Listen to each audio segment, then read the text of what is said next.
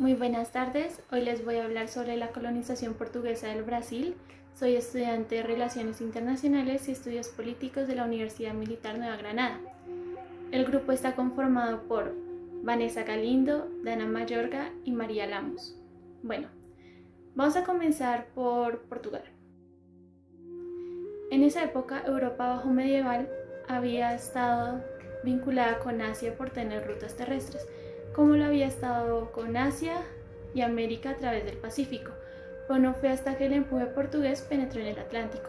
Portugal, como el resto de Europa, había sufrido un grave exceso de población.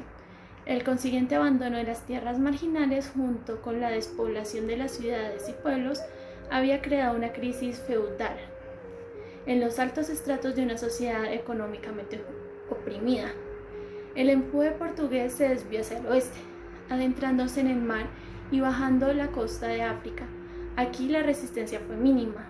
Durante el siglo, barcos de pueblos pesqueros a lo largo de la costa sur de Portugal habían sido arrastrados hacia la costa marroquí por la acción natural de los vientos y corrientes de esa parte del Atlántico, y allí encontraron una gran riqueza pesquera. Fue la ocupación franco-española cerca de las Canarias que estimuló a los portugueses a iniciar una exploración seria dirigida al asentamiento y a la agricultura.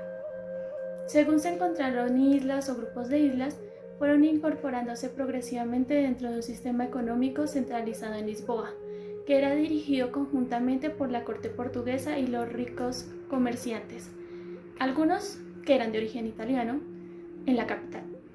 Este proceso de incorporación pasó por lo menos por 3 fases bien definidas, las cuales configuraron ciertos aspectos de desarrollo económico de Brasil en el siglo siguiente. Ahora el sistema económico implementado primero en África. Ya que las islas cercanas a África estaban deshabitadas cuando fueron descubiertas, la primera fase de su explotación fue necesariamente extensiva. En los primeros años, cuando había pocos o ningún colono, desembarcaron animales para que se reprodujeran rápidamente los nuevos alrededores, lo que hacía posible que se reunieran periódicamente el ganado para proceder a su matanza y embarcar esos productos derivados a Portugal para que se vendieran. Los primeros colonos llegaron más tarde y durante varios años se dedicaron a entender los rebaños existentes antes de pasar hacia una siguiente fase de desarrollo. La población portuguesa, como casi toda la de Europa, estaba en decadencia en la primera mitad del siglo, así que se necesitaba un cierto tiempo antes de que estas islas fronterizas atrajeran la suficiente gente para establecer la agricultura. Una segunda fase de explotación más intensiva a través del cultivo de cereales, debido ampliamente a una inesperada migración de colonos desilusionados que habían abandonado sus andanzas en Marroquí. La isla, como su nombre indica, Madeira, estaba cubierta por inmensos bosques y según se iban quemando para dejar espacios abiertos para el trigo, el suelo así enriquecido daba enormes cosechas. En otra isla se saltó esta fase y pasó decisivamente al arroz, algodón, fruta y azúcar, ya que estas islas estaban realmente situadas fuera del ámbito del Mediterráneo en el Atlántico y formaban un cambio de la región, una transición poco ecológica y la ecología de la costa africana. Apareció una tercera fase de agricultura capitalista, pero solo en Madeira. Según fueron decayendo las cosechas de granos, el capital tendió a moverse hacia los cultivos de azúcar y vino, y así fue que se empezó a proliferar los viñedos y los cañaverales. Desde Madeira, la gran área para el azúcar sería el Brasil. No obstante, desde ese momento la proliferación del cultivo de azúcar comenzó a decaer, lo que ocurrió solo después de una generación inicial durante la cual la tierra fue explotada según las formas descritas. No la primera o segunda fase del ganado en las islas atlánticas, sino más bien el sistema de factorías que entrando los portugueses habían desarrollado a lo largo de la costa de África. Los portugueses habían evitado por norma cualquier intento de colonización significativa a lo largo de la costa. La población nativa era demasiado densa para ser domada fácilmente, así que fue poco atractiva ecológicamente por eso. Hacia 1500 los portugueses habían elaborado 2 modelos básicos para el imperio en el Atlántico Sur, un repertorio para aplicarlo como fuera necesario frente a los problemas que debían afrontar. Primero, las islas deshabitadas que jurídicamente consideraban como extensiones de su reino continental se cedían a los señores como donaciones reales y que serían pobladas por inmigrantes portugueses. Y segundo, a lo largo de la costa africana, donde encontraron pueblos nativos, optaron en cambio por el comercio sin colonización. Brasil, descubierto en el curso del segundo viaje a la India, presenta una imagen más ambigua. Geográficamente tenía semejanzas con las islas atlánticas, pero como la costa africana está poblada por salvajes que los primeros portugueses solían llamar negros, los 8 días que pasaron refrescándose en Brasil proporcionaron un primer y breve encuentro entre dos civilizaciones, una que recientemente había aprendido un imperialismo agresivo y la otra situada culturalmente en la Edad de Piedra. Basta decir que la expedición exploró y dio nombre a muchos puntos a lo largo de las costas brasileñas, desde Cabo San Roque al norte hasta cerca de Cananeia al sur.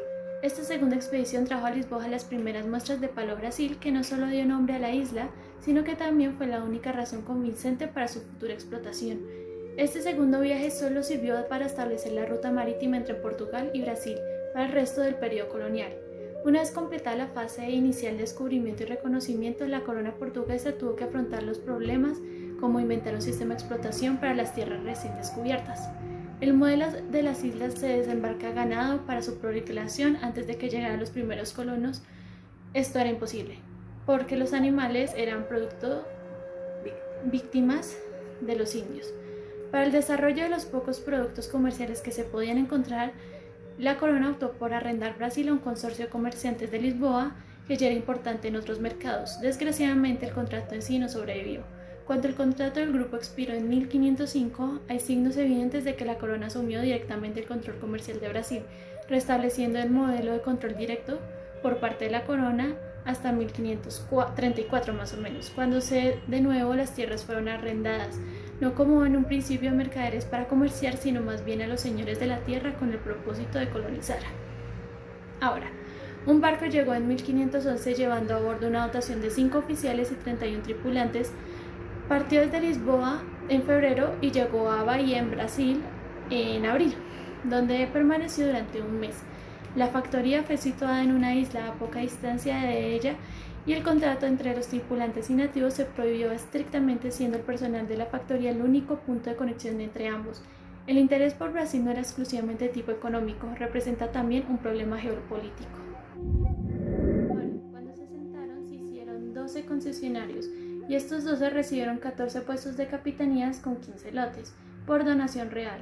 De ahí los términos capitán-notario. En un sentido constitucional, las tierras bajo el control directo de la corona se convirtieron en un señorío, donde los derechos reales estarían entonces restringidos a ciertos atributos.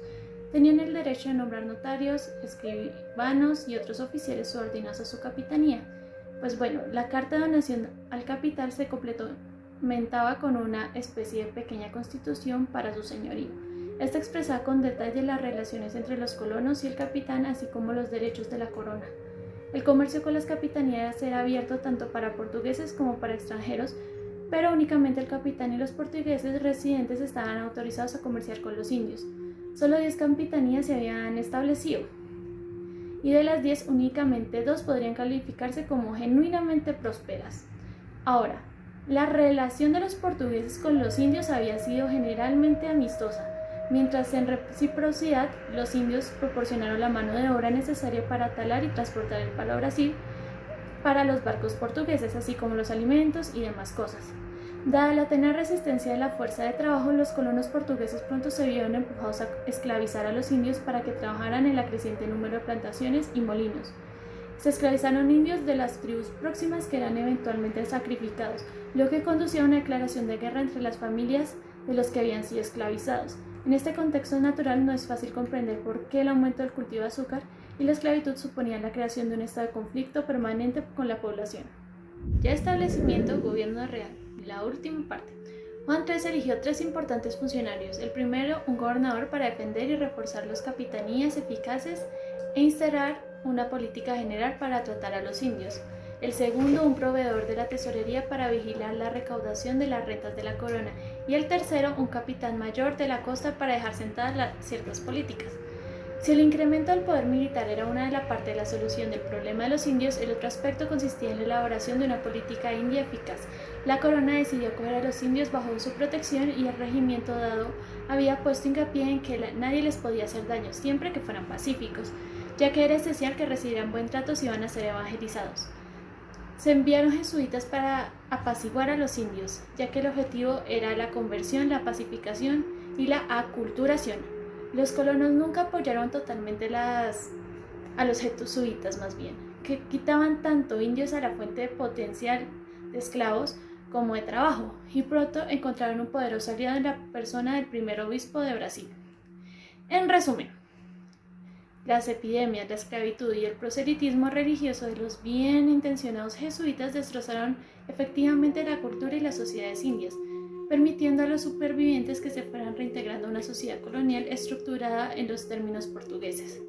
Ahora, con el final del gobierno en 1527 terminaron los años de incertidumbre para Brasil, habiendo sobrevivido a dos retos permanentes existentes: el intento de que Francia se hubiera metido a Brasil a tratar de colonizar y a la fuerte intervención de los indios. Aunque ninguno de los dos problemas desapareció por completo, se produjeron con bastante fuerza suficiente como para poner en tela el juicio de la existencia de un Brasil que era de Portugal. Ahora, los colonos, libres de estas preocupaciones, entraron en un gran ciclo económico, basado en la expansión de las industrias azucareras, como el siguiente crecimiento de la población, así como el desarrollo social y la administración. Ahora, la mayoría de los inmigrantes eran portugueses, pero también venían de otros países europeos como Italia. Ahora, en contraste con el rápido crecimiento de ingresos efectivos experimentados por muchos de los colonos en el último cuarto del siglo, la corona portuguesa parece haber participado mucho menos en el desarrollo de Brasil. Una vez que Brasil se incorporó a la corona portuguesa, ya nunca la abandonó fácilmente. Ahora, esta corona, fundamentalmente de carácter señorial en sus actitudes, encontró sus recompensas en Brasil, no tanto en la esfera económica, sino más bien en la del estatus y el prestigio, no en alguna negligencia hacia Brasil con la que tan a menudo se le ha acusado a Portugal, sino más bien la tenacidad con la que este pequeño país europeo sujetó sus posesiones en el Nuevo Mundo. Muchas gracias y que tengas lindo día.